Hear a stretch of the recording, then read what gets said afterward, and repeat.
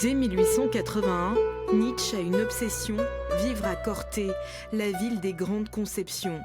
C'est là que Pascal Paoli, l'homme le plus accompli de son temps, est devenu maître de l'île. C'est aussi là que Napoléon a été conçu.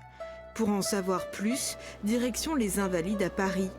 Ici se trouve le tombeau monumental de l'empereur. L'écrivain Thierry Ottaviani s'est penché sur la passion corse du philosophe allemand. Il voit dans le personnage de Napoléon une illustration de cette volonté de puissance, de cette capacité de maîtrise de soi et de faire en sorte qu'une seule force puisse contrôler toutes les autres forces. Et Napoléon est vraiment ce personnage qui incarne cette prise en main de soi, cette maîtrise de soi, et donc elle est l'illustration parfaite de ce grand personnage de l'homme fort, en fait, de l'homme fort selon Nietzsche. C'est au cours de ces lectures que Nietzsche se forge une fascination pour la Corse et les Corses. Certains ouvrages deviennent même ses livres de chevet. Il y a l'ouvrage Corsica de Gregorius, l'historien donc allemand qui a repris pas mal d'anecdotes et que Nietzsche a lu, et qui fait que Nietzsche était très bien renseigné sur l'histoire de Corse grâce à cet ouvrage. Vous avez évidemment celui que Nietzsche appelait le maître de la prose, Mérimée. C'est justement après avoir lu Colomba de Prosper Mérimée qu'il propose à Peter Gast de composer un opéra corse. Nietzsche espère en fait convaincre son ami de l'accompagner dans l'île. Son ami compositeur n'est pas très intéressé par cette histoire. Alors il va le relancer plusieurs années, entre 1881 et jusqu'à 1888, mais Peter Gast ne mettra jamais les pieds en Corse. Et Nietzsche non plus. À Nice, où il réside un moment, il scrute les côtes corses de sa fenêtre par temps clair. À maintes occasions, Nietzsche souhaite se rendre dans l'île. À chaque fois, il y renonce étrangement.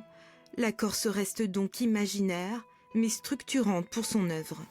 Dans le plan du Zarathustra 4, lorsqu'il est question de la rencontre entre Zarathustra et les hommes supérieurs, Nietzsche annote dans un coin, sur un morceau de papier, sur ce plan assis par les Zarathustra 4, comme type de communauté, comme en Corse.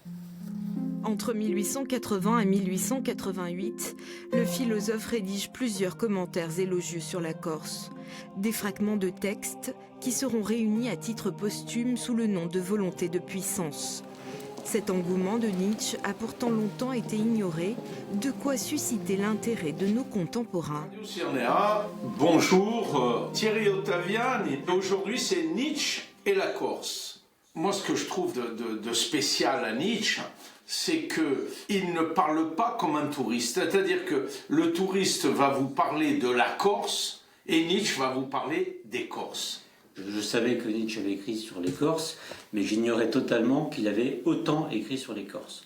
Il faut savoir que le terme de Corse, où il s'agit tant des Corses que de la Corse, apparaît plus de 60 fois dans l'œuvre de Nietzsche.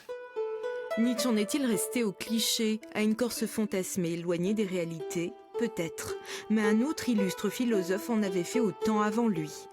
Il me fait penser un peu à Rousseau, qui a jamais mis les pieds en Corse et qui écrivait à une constitution pour la Corse sans la connaître, tout en pensant aux Corses, pas seulement aux images, au peuple, quoi. Dernier coup de théâtre. Après avoir tant désiré venir en Corse, en 1888, Nietzsche y renonce définitivement, le philosophe avouant finalement redouter les dangers d'un voyage dans l'île.